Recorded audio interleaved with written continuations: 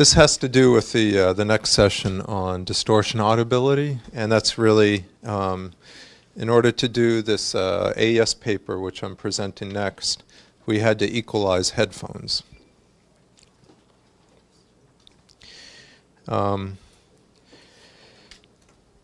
So the big problem with headphones in general is trying to understand what the target response needs to be. I spoke about diffuse field and free field correction. So you really have to decide what is the correct, I'll call it sound environment when you're making these measurements. And just kind of give you a little sample of many different types of headphones we've measured, and you can really see they're all over the place. And then what we do is we try to equalize them to a target response. In other words, we try to make imperfect headphone more perfect. It doesn't always work, but it's in order to do the comparison of the distortion in the next paper. I think you'll understand why we do that. So again, this is a setup we have. We got a hats with a 2-channel microphone power supply with 200 volts polarization. We call that Sound Connect 2. We have our RME audio interface, and we also have the headphone amplifier built in. So, target response. So again, I showed this in my previous presentation that the one I think I showed you was just for the pointer. Was just diffuse field. This is typically when you buy a B&K hats, it comes with 2 correction curves, which accounts for the ear canal resonance that I had mentioned earlier. There's a diffuse field and a free field. So we got the diffuse field is here, and what that means is pretend you're in a reverberation chamber, essentially, where sound is coming from all around you, 360 degrees in every angle. And in that case, you're going to have the biggest peak at the ear canal resonance, just because the sound is coming from so many angles. Free field, on the other hand, this says 0 degrees azimuth and 0 degrees elevation. So that would be directly pointing at the nose, like this. That's free field. That would be like you're in an anechoic chamber and the speaker's literally pointing at the nose of hats. Then there's a couple of other alternatives. Free field 30 degree azimuth. So instead of pointing like this, it's more like pointing like that. And then plus or minus 30 and plus or minus 15 is kind of a spatial average. This is typically, I think, what Harmon does when they do some of their, I don't want to call it, some of their listening test, essentially, and they try to measure speakers at over a range of azimuth. So plus or minus 30 up and down, plus or minus 15 back and forth. So how do you decide which one to use? Well, it depends on what you're trying to, what environment you're trying to reproduce. Is it a listening environment in a room? Is it a noisy bar or restaurant? That might be diffuse field completely all around you. Whereas if you're listening in a home where there's a lot of, what I want to call it, absorption, that might be more of a free field. So you have all these choices to consider, and they do make a difference. You can see diffuse field here is about, I don't know, 13 dB, where free field is actually about 20 dB. So it makes a difference, 7 dB. Okay. So just some examples of some different headphones. These are circumaural, so again, like this style. And we can see that there's a huge difference in the industry. So this is again, the response at the DRP, so measured on a Hertz essentially. And you can see this one, bad seal, no good low frequencies. You can see that some people boost the bass. In fact, these ones have a boosted bass, I would say. And you can see, look at how this is just all over the place. Clearly, there's a lot of inconsistency from manufacturer to manufacturer, and maybe some confusion over what they want the target response to be. But, you know, looking at this, it makes you wonder, are any of these headphones any good? You measure the Hertz? Yeah, all measured on Hertz. Super oral. Again, some pretty big differences here. I would definitely not consider buying this one. It's a very strange response. And don't forget, really what we want to see is, I'll show you in a moment, but we expect it to be something like this at low frequencies, and then we want to see a bump for the target response. And again, it's all over the place. Here's some intraconcha, so basically earbuds, as I'd like to call them. Typically poor low bass, poor seal, more of a spike around the ear canal resonance, which is what you would expect, but some big differences at the higher frequencies. And, you know, again, if you were to listen to this particular earphone, you'd probably think it sounds way too bright. We're talking about from 70 to, I don't know, 95. That's 25 dB a gain, and what I was showing earlier was 12 to maybe 20 at the most for the ideal case.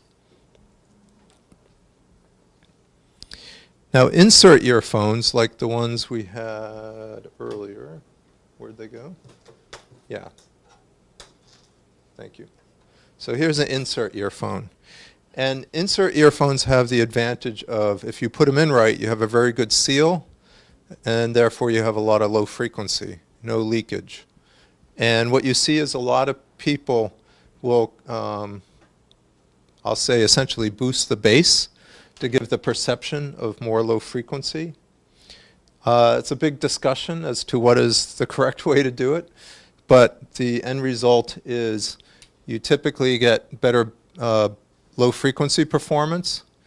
And what's interesting here is you start to see people get the ear canal resonance better, the target response. This one's going to be a bit dull sounding, but maybe this won't be a little too bass heavy.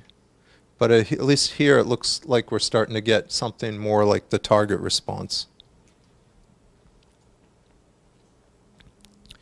So this is what I want to call a well-designed circumaural headphone.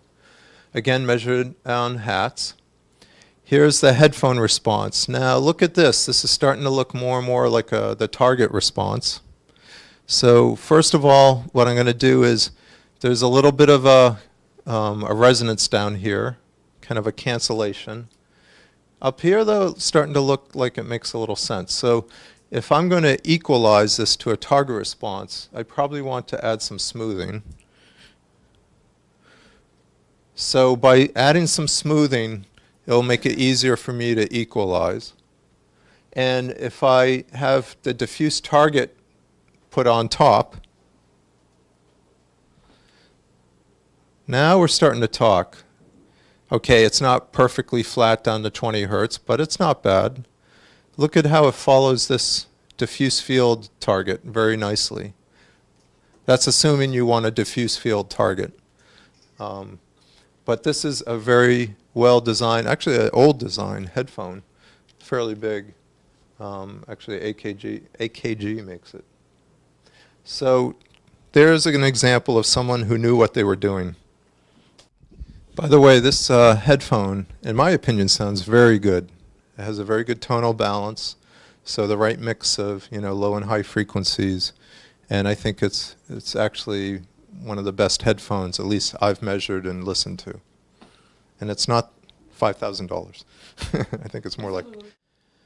Okay, so So even though it's a very well-designed headphone, that doesn't mean we can't make it better. So we're going to try to equalize it to be flat. And what we want to do is we want it to be what we call a flat insertion gain. So in other words, when we measure, remember that slide I showed you where the loudspeaker measured in the free field ideally should just be a flat line? Essentially what I'm going to do now is I've subtracted out the ear canal resonance, and I'm aiming for a flat response after I remove the, in this case, the diffuse field correction curve. So it's pretty good, but it's not perfect. So now in sound check, what I do is I take the reciprocal of this curve and I play it out to make it flat. And it does a pretty good job. Up here it's a little hard to equalize for a couple of reasons. One is it's got this big peak and dip. And the other thing is, like I said, really at above 10 kilohertz, the ear coupler is not what I'd call truly representative of a human ear. This is just the formula. I'm not going to bore you with that. And then again, we can talk about left-right tracking errors, or I called it channel balance before. So this is just to point out that if we want to get a good stereo image again, we really need to equalize left and right separately, because there's no two earphones identical. As much as we try, that rarely happens. So one thing we can do is do some sort of power averaging and get a nice smooth comparison between left and right. Here's another problem we run into. There are some things we cannot equalize. Some things we can. One of the things that we cannot equalize is reflections and modal breakup. In other words, when you start to see a frequency response go crazy up and down, sharp peaks and dips, that's an indication of a reflection. Where if you see broad resonances, you'll typically see something more like this. So this could be a cone resonance, where this most likely would be reflections potentially inside the ear cup. So when we try to equalize this, we can equalize it pretty well, but what happens is if we move the headphone slightly, again, these reflections change completely. So if I measure it here without taking it off, then I equalize it. I get the green line. I get a flat response. But I take this off and put it back on. It's not exactly in the same place. My reflections are changed, and therefore my equalization is no longer good. So this is a case where you don't want to equalize. It will just make things worse. Okay, we also have to consider when we equalize headphones, or a loudspeaker for that matter, that it can have an effect on the nonlinear distortion as well. So here is the total harmonic distortion curve unequalized. So the headphone, that same headphone hasn't been equalized. And then if we then equalize it to be flat, the distortion changes. And the reason the distortion changes is that, for example, if we boost the low frequencies to make it flat, we would expect to get more distortion at low frequencies. If we have a bump in the unequalized and then we flatten it, we may actually decrease the distortion or increase it depending on whether it's a bump or a dip. So it's something just to be aware of, that you're actually going to change the nonlinear behavior of the loudspeaker as well, or the headphones in this case. So these are going to be what we call the EQ guidelines.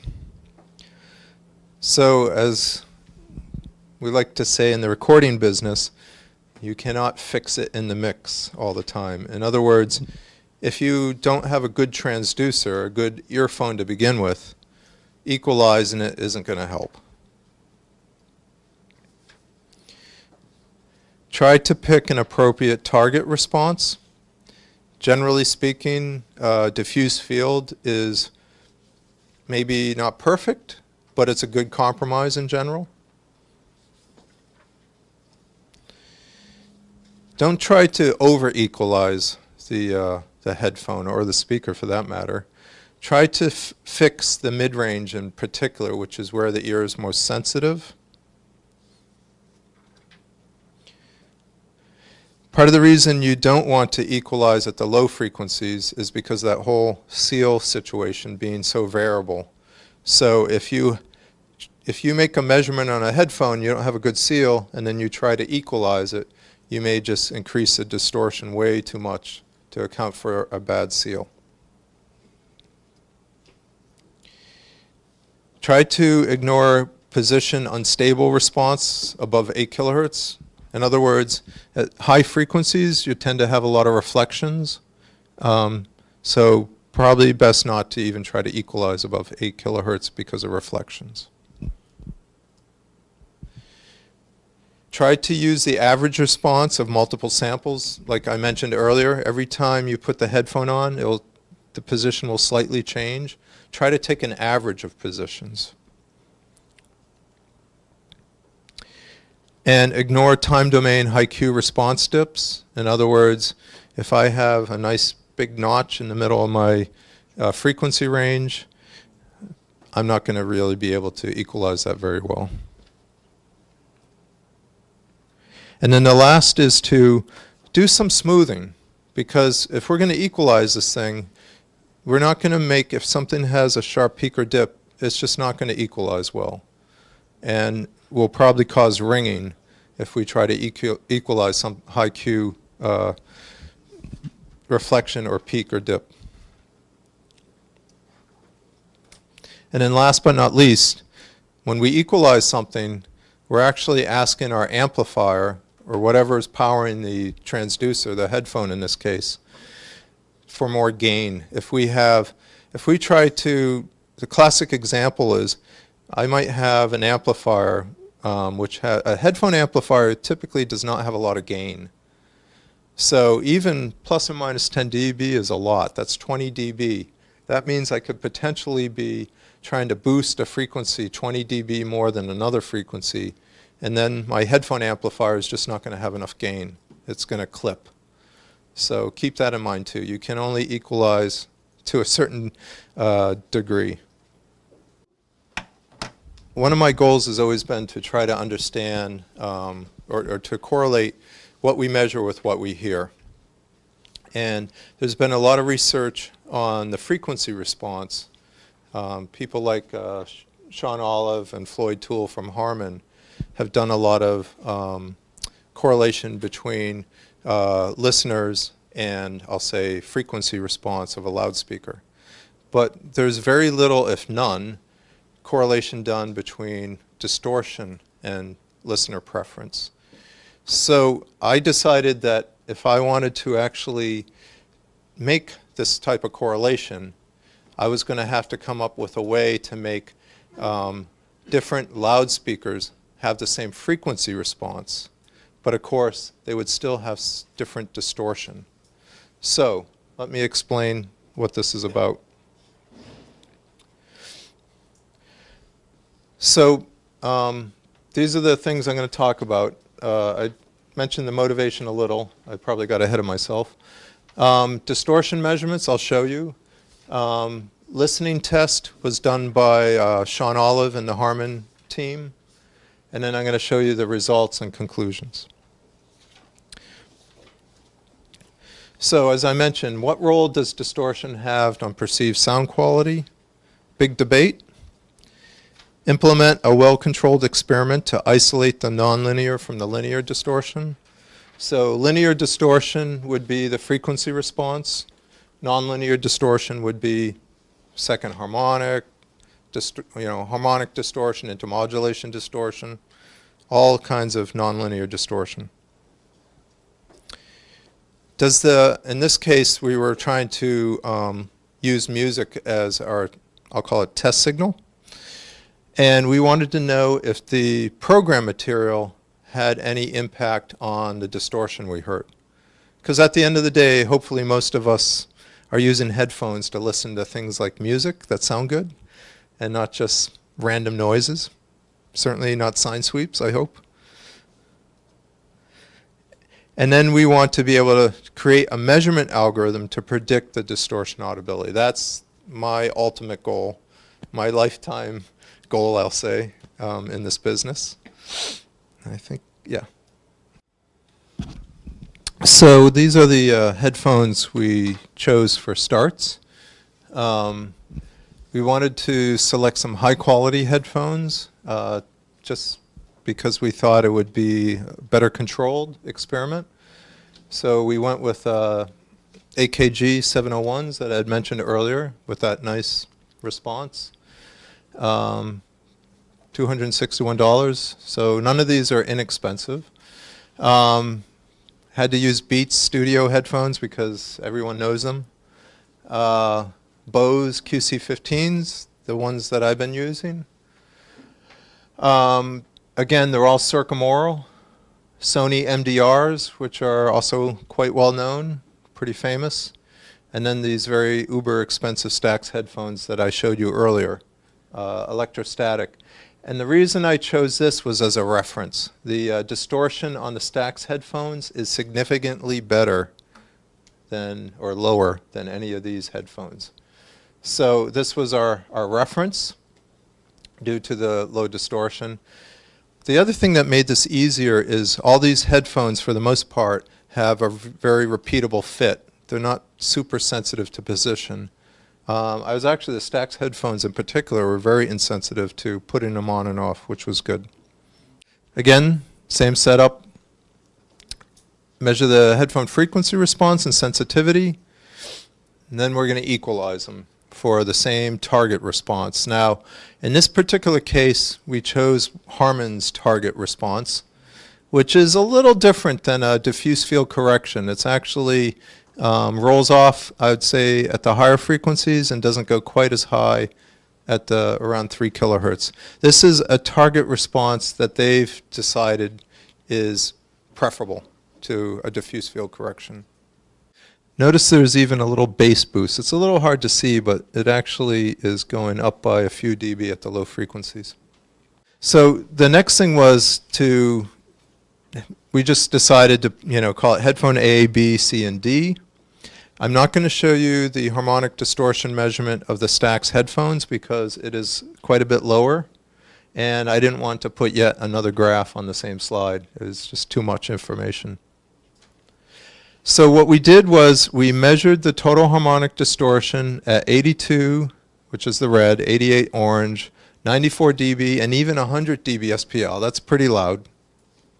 And you can see the different headphones, THD change with level. So one thing that was very interesting was most headphones showed less distortion at low frequencies and higher levels.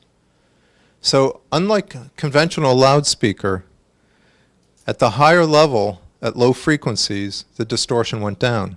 Here's a good example. Headphone B at 82 dB SPL has a lot more distortion than it does at 88. It goes down. And for 94 or 100, it's about the same. But most of them did this. And at first I thought we were doing something wrong. And it turns out that the headphones in general are very stiff. The membrane's very stiff. And if you play at a low level, they essentially, they don't flex as much. There's no surround, no soft surround typically. So what happens is at the higher levels, it becomes essentially more compliant. And that's why you generally see this difference at the low frequencies. Now at the high frequencies, of course, it's a different situation. we're not worried about how much displacement we're trying to get. So even at the higher levels, the distortion went up, which is typical of what you would expect. So, for example, as I showed this, at low level, the distortion was higher. I'm sorry, at low frequency and low level, compared to now the opposite here. So here's 82, 88, 90, I always forget what the, 94, and then 100. So this is what you would expect. They pretty much all did this. Okay? And if you were to look at THD of all these four speakers, or headphones I should say, you'd probably say, interesting. This guy looks pretty good compared to the rest. This one's also pretty good, except for there's a trade-off. This one's better at high frequencies. This one's better at low frequencies. So there's these different trade-offs. But which one sounds better? That's what matters. I mean, at the end of the day, I'm not listening to sine waves, I'm listening to music. So the next distortion measurement we made was Am Distortion. I talked about that earlier today. 2 tones. In this particular case, we have a fixed low frequency tone and a sweeping high frequency tone. And from that, we can see intermodulation products. So in this case, we have the fixed tone is at 43.1 hertz, pretty low. And then we're sweeping a high frequency tone at 94 dB SPL.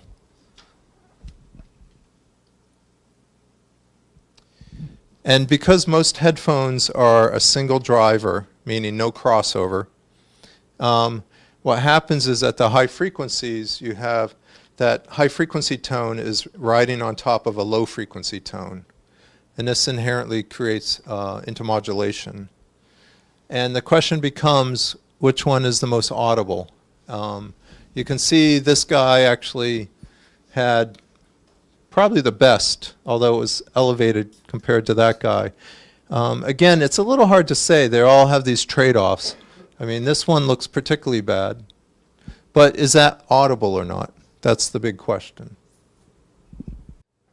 Okay, so another type of distortion test I like to call multitone distortion. And basically, in multitone, we're playing, instead of a sine sweep, we're actually playing all those different frequencies simultaneously. I wonder if you can create a multitone. That's pretty tricky, actually. If at the end of this, I'll play some tones for you so you can hear it. But essentially, we saw a similar result to harmonic distortion, but with bigger jumps in distortion versus level. So clearly, this guy looks kind of ugly. You know, it should actually, again, you would expect it to go up gradually, but here it jumps. Here it's starting to go a little crazy. Here it's starting to go a little crazy. This guy seems pretty well behaved, but then for some reason, I don't know why, at 94 it went up, and at 100 it went down. I can't explain that. That's a little odd to me. So a good way to think of this is, in total harmonic distortion, I played one tone, one sine sweep. Am distortion, I have 2 tones, one fixed, one moving. Multitone, I have many tones. So I'm trying to gradually increase, I'll say, the complexity of the stimulus in hope of creating a more, I'll say, music-like distortion. The end result here, though, is you're going to have many intermodulation products and harmonics as well. And just see if I can play this real quickly. Go a little higher level.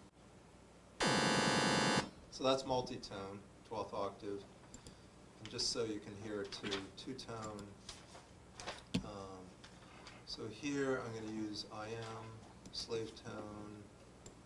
I don't know if you'll hear 43 hertz. Let me just put it 100 so it's more obvious. 100. Yeah. 1 volt there, and then I'll sweep. I can sweep up or down. It really doesn't matter. Why don't we just do 200? you can't start at the same frequency as the fixed tone. Otherwise, they will be on top of each other. Last thing is, let's see if I get this right. Probably a little slower sweep would help. Hear the low tone and then the high tone going on top of it. In fact, if you zoom in, it's pretty obvious. You can see it. So, low tone and then high tone, up and down. That's exactly what it is. All right. So the next thing that we did was kind of an interesting technique that I've read about, and even back in, I think it was 1990, I wrote an AES paper on this while I was working for Brule & Care. I like to call it noncoherent distortion, but basically this allows you to use any signal as a test signal. And I really wanted to use music as my test signal. And the whole principle is based on if I have noncoherence, in other words, I have an input signal, which is music, and then I have a recorded signal, which is being played through the loudspeaker. Anything that comes out of the loudspeaker that is not related to what I put into it is non-coherent. Now you got to be a little careful because non-coherence can also be due to background noise, would be non-coherent. Or if I had a Bluetooth device, it has packet losses and phase shifting and jitter, that would also cause non-coherence. But if I'm just looking at a raw loudspeaker or a raw headphone, really it should be very good signal to noise ratio, and the only thing that's causing non-coherence should be distortion. So in this particular case, I've actually included the reference, the Stax headphones, because I put them all in the same graph. And you can see that the orange curve here is definitely an outlier. There's something funny about that particular headphone that's much worse than the others. If we look at the blue curve, we have some strange thing going on at 1 kilohertz.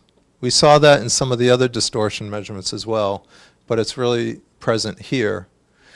The high frequencies, it's a little hard to tell what's going on because of the head and torso simulator not being very representative up there, and maybe I don't have a good enough signal to noise ratio because the headphones are rolling off. But in any case, I can get some interesting results here. So headphone D has considerably more non-coherent distortion in the mid-range than the others. I would expect that to be very audible. The other thing that was interesting is the program material did not significantly affect the measurement of the non-coherent distortion. And the reason for that, to a certain degree, is this technique only works if you have enough bandwidth of your test signal. Like if I were to play speech, it doesn't have a lot of high frequencies. I would get a lot of non-coherent distortion just because the background noise would be too high. Or if I used, I don't know, rap music or something that just only had bass, I would run into trouble. So this is really more, has to deal with not whether you can hear it, but whether you can measure it. So let me just see here. Yeah, and if you really want more details, there's an AES paper that we wrote, I forget when. But let me just play this for you. So let me show you how this measurement's done. Oops, is that, yeah. So first of all, I can use any signal in soundcheck as a test signal. If I choose stimulus type wave and go look on my computer, I can find this particular recording that was used for the listening test that I'll show you in a moment. So I bring that in. I've already done that. This is what it looks like. If I hit play, you'll actually hear it. It's Mark Knopfler. Beneath the bridge. And I'm actually going to use this as my stimulus, and I'm going to calculate the non-coherent distortion. So if I hit start, and hopefully I got this hooked up right.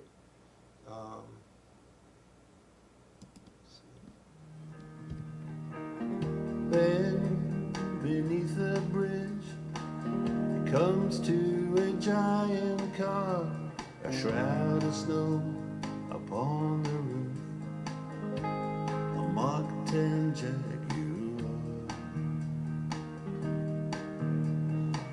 He thought the man was fast asleep.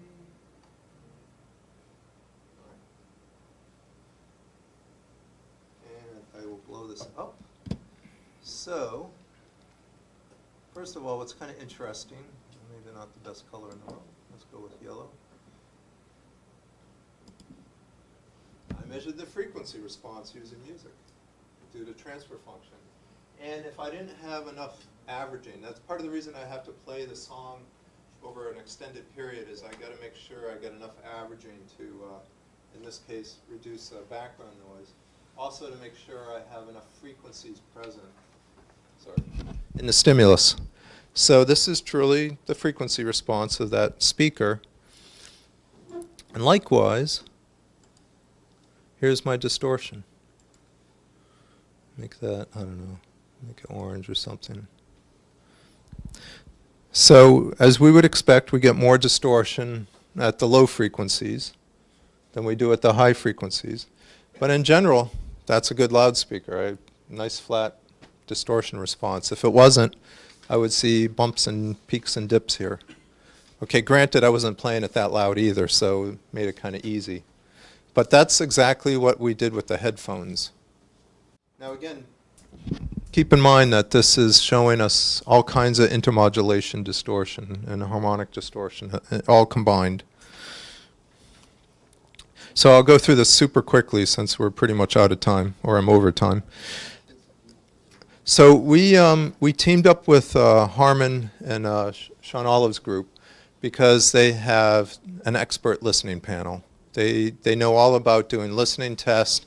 We know all about doing measurements. So we thought we'd let them do the listening test and see if the measurements we made correlated with what their listeners heard. I already kind of described this. So this is the target response.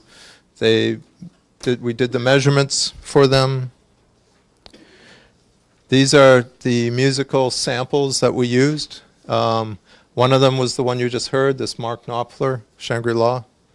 Some of these have a lot of bass. In particular, this one has a strong bass, transient, for lack of a better words. And they created this nice little iPad program. Unfortunately, I didn't bring it with me because I didn't want to bring my Stax headphones.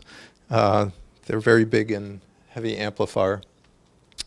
But what it does is we recorded all the headphones on hats. And we actually played, so we equalized all the headphones. And then we played music through the headphones and recorded it on the hat's ears. So this allowed them to save the music now onto hard drive, and then the listeners would actually pick each different virtual headphone and listen to it through the Stax headphones. So the whole idea is these headphones have a lot less distortion than the other ones. So by recording the headphones individually, we were playing them back virtually. And the beauty of this is if all the headphones have the same frequency response and we have no visual biases, in other words, no one can feel which headphone they're wearing, no one can see which headphone they're wearing, they just choose A, B, C, and D and listen to the virtual headphones on the reference headphone, then they can do a comparison, a true blind A/B test, and say which headphone has more audible distortion than the others. So I'm going to skip this, but basically the Harmon listeners, the expert trained listeners, would go through and do a comparison between the 4 different headphones over and over again, randomized testing, and all played back at the same level. In this case, even though we recorded at 90 dB, they played back at a lower level, which was kind of interesting because, of course, there's more distortion typically at the higher level, but they were afraid that they would fatigue or hurt the hearing of the listeners. So they decided, well, if we play back at a lower level, we'll still be playing the same amount of distortion.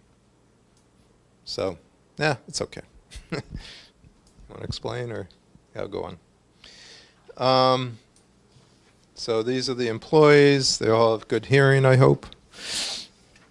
Results. I'm just going to go through this super quick.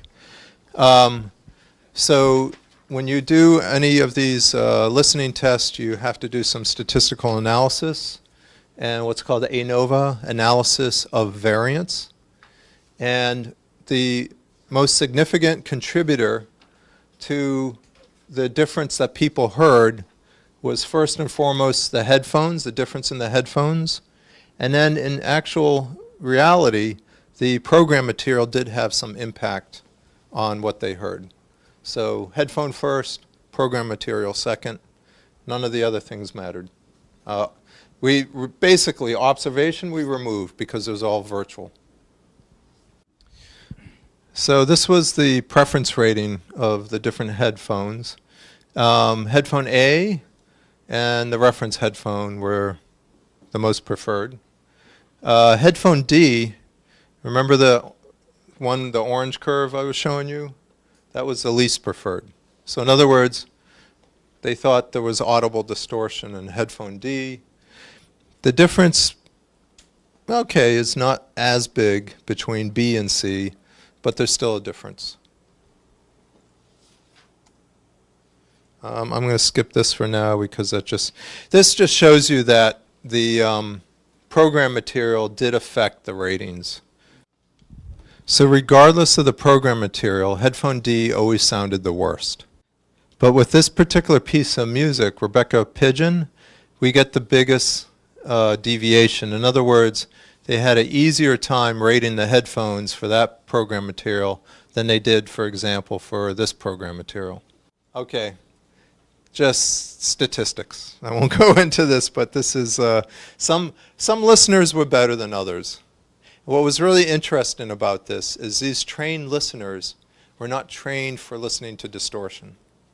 So some of them had a hard time with it because they just didn't know how to rate stuff. They could hear a difference, but they couldn't say, well, this distortion sounds better or worse than this distortion. So some of the guys were really, like this person really didn't have a very good clue, and this person as well. But the other ones here, okay, they were much better at discriminating, probably because they were, I'll say, more familiar with, I'll say, what distortion sounds like. That's my hypothesis. So here's a good example of the comments and how some were confused and some weren't. So headphone D had audible distortion. Some people said it sounded buzzy. What is it? I'm not sure. I don't think they mean rub and buzz, but anyhow. Fuzzy, muddy bass. But in general, they had a hard time describing the distortion. So without a doubt, headphone D sounded the worst. But the other ones, even if they could hear the distortion, they had a hard time describing what it sounded like.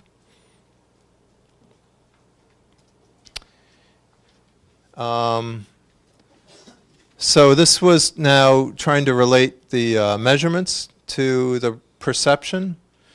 So for total harmonic distortion, headphone D had the highest THD at low frequencies, but headphone C actually had the highest THD above 1 kilohertz. So those two correlated pretty well. THD correlated pretty well.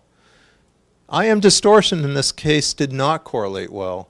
The best sounding headphone had the most Am distortion at high frequencies. Multitone distortion. Not a super good correlation there, but non-coherent distortion based on music had probably the best correlation. It picked out headphone D and C. I had mentioned that before. Headphone D is with all that mid-range distortion. Headphone C had that spike at 1 kilohertz. And headphone E, that was the most preferred, also had the lowest amount of non-coherent distortion. So this one is probably the best candidate for doing perceptual modeling. So this was an interesting, I'll say, first start. We obviously saw a significant effect on nonlinear distortion preference based on the non-coherent distortion. Listeners confirmed that it had audible distortion. But we kind of ran into problems trying to describe the distortion of the other headphones. And basically, we were using, these were high quality headphones, which in general should have low distortion. So it would be really interesting to apply this to less expensive headphones, which we know are going to have a lot more distortion. These were circumaural. If we used earbuds, I guarantee you we would hear a lot more distortion and we'd see a lot bigger difference. But we're going to have to be careful about positioning and equalization. It may be these headphones were fairly easy to equalize, where little earbuds or something that's more typical in the market, it's going to be a little more challenging. But I think that's the next step, is we need to measure more headphones, listen to more headphones for distortion, and try to come up with this perceptual-based model of the distortion and how it relates to what we hear.